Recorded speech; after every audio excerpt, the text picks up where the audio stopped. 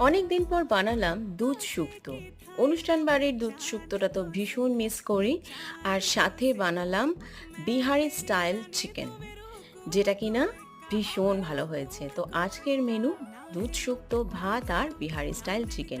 তো সব রকম সবজি দিয়ে, বড়ি দিয়ে দারুণ করে একটা দুধ শুক্তো খেলাম অনেক দিন পর। হ্যাঁ, অনুষ্ঠান বাড়ির মতন তো ডেফিনেটলি হবে না, তবে ডাঁটাটা মিসিং। আর এই চিকেনটা আমার খুব ভালো লাগলো খেতে, বেশ একটা মশলাদার চিকেন, কিন্তু দেখে মনে হচ্ছে প্রচণ্ড রিচ, কিন্তু একদম রিচ নয়। আমি একটু হালকা করেই বানিয়েছি, যতটা যেখানে তেলটা দেওয়ার দরকার সেটা তো দিতেই হবে।